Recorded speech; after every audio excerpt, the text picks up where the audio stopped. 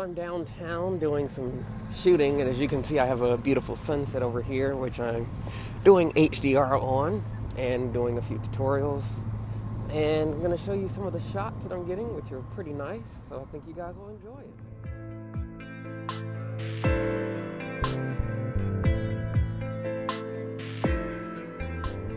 Well, hello, welcome back to my YouTube channel for my tutorial today, which comes from a user on Instagram who I will have their name in the description because I don't remember it right now.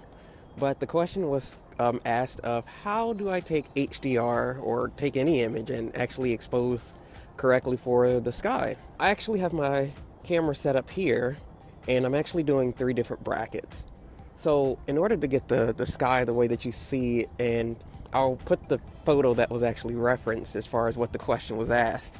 So this one was actually HDR. So I wanted to do a video that was actually similar in respects to that particular picture that you saw. So as you can see, this is the scene. I'm downtown. This is the construction of the new Atlanta Stadium, new Falcon Stadium with the Georgia Dome, the old stadium next to it. So I'm set up on my tripod. And what I do to actually expose correctly for the sky is, as you can see, I'm actually aiming towards the sky in this particular photo. So that way it really balances out the clouds and I get the colors that I want. So I am shooting in aperture, and by the way, I'm using the Sony a6000 as this particular camera is also in question as far as doing this particular photography with this camera. And I'm using my 10 to 18 millimeter wide angle lens. So to kind of give you an idea or to show you exactly, so right now I'm in aperture priority, and what I do is to change my drive motor, I go over here and I go down to where it has the continuous bracket, and so I have it at 2 EV 3 images. And the reason for that is because this camera actually can't do 5 at the 1 stop as I like to do on the A77 Mark II. So to still get that dynamic range, I do 2 stops at 3 frames. So my exposure, as you can see, is, let's get that here. You see I have it at directly neutral. So what it's going to do is do +2, -2, and then a neutral, which will be 0. So my focus, I actually have that set to manual focus. Now what you want to do as soon as you get your image, you want to set this to manual focus because you don't want the camera to be focusing while you're taking your frames, because that'll be no good at all. So it's in manual focus, and I have my ISO as low as it will go because you want to make sure you keep your images noise free, and that's the best way of doing that, by keeping your ISO as low as it will go. So once I have everything, you can actually just go ahead and take your frames.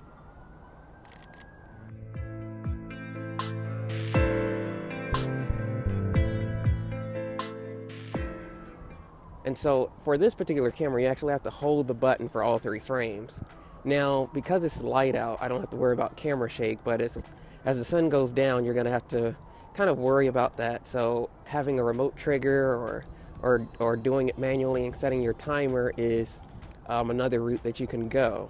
So once you have everything, I don't change anything else, such as spot metering and all that. All of that pretty much stays the same, so nothing really changes. But once you have your frame, you just take your 3 images, and once we review them, you can see the different exposures. So once we go into Photoshop, you'll actually see how those images are merged to make sure that we keep our sky balanced, and that's how you actually go about doing HDR and exposing correctly for your sky. Okay, so I thought about it and I said, I'm sure people are still going to ask this question, and even though I thought about it long and hard, I realized that some people have older Sony cameras, and you probably can't bracket the different stops. You probably have cameras that have 0.3 and 0.7, and where that's okay, it's not the best. So to kind of do a workaround, so what you want to make sure is that you have your camera set in a single shooting mode, single exposure or whatever. And so what you want to do is actually turn your exposure to each one and then take those particular frames. So this one is a we're going to do 2 stops. So we'll do -2. And we're going to do neutral.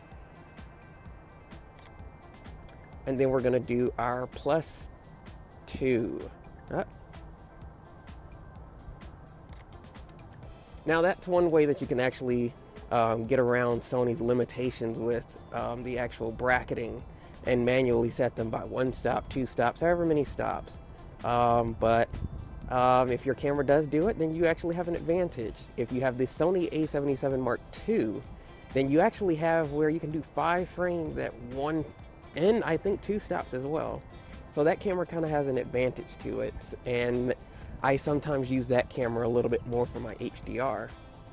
But I'm getting into this mirrorless camera system because I love the compact size of it, and it's just a whole heck of a lot easier to travel with and walk around with, and don't have any issues because I'm actually using, you can actually see my lens, and it's a very compact lens for it to be a wide angle of 10 to 18 millimeters. So with the crop factor, of course, it's a 15 millimeter, but that's very wide even on the crop sensor. And for this beautiful scene, to get all this in the frame, perfect and beautiful lens to use. So that was just a little bit of extra on to the first part of this video. So hopefully this part will actually be very helpful for those that have older Sony cameras as well. So I'm for real this time. I will see you guys later in another video, and make sure that you all keep coming with the questions. Follow me on Instagram at Professor Hines, and find me on Facebook at Professor Hines or Dynamic Vision Photography and Design with Kenneth Hines Jr. I know that's a lot to say, but that's my actual Facebook fan page name. And be sure to ask questions. I'm always open to answering questions. I respond to all of my questions, and you never know, I might do your question in a YouTube video such as this. So until next time, I'll see you guys later. Now I'm at a different scene, but something that I also wanted to add to my last segment is that the reason that I'm doing the different brackets is because if you have your actual image and you take one single image of this, then you are able to expose correctly for the highlights. But what about your shadows? See how I move the camera up and down? You adjust for the shadows or the highlights. So the reason for doing HDR is where you compensate for both. So you're actually having a better dynamic range when you actually have the exposing for the highlights and then exposing for your shadows. So that's where you get where I get my images of where I'm able to expose for the clouds, but you're able to still see the actual scene itself. So in this instance, you have, the statue that's there and the dome that's over there. So I'm actually balancing everything in the image as you actually are able to see with your eyes, but your camera is actually not able to capture. So that's one of the benefits of doing HDR and why I do +2 and -2, because I get a greater dynamic range with those 3 images. Now if I did 5 frames, then I'll do -2, -1, 0, +1, and +2. So you sometimes get even more greater dynamic range when you do that, but for the most part, just using the 3 frames is good enough. So I just wanted to add that part in there to kind of explain why I do that and how you're actually able to get the sky in there to where it's, perfectly balanced, and then you can actually still see the shadow or dark areas of my images. And that's pretty much all I do.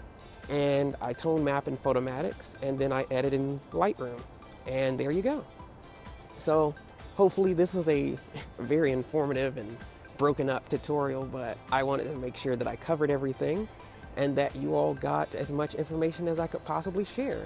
So anything additional will be in my description. Be sure to look through the video, as I will have captions of anything else that I may have missed. So until next time, and this time I'm serious, I will see you guys later.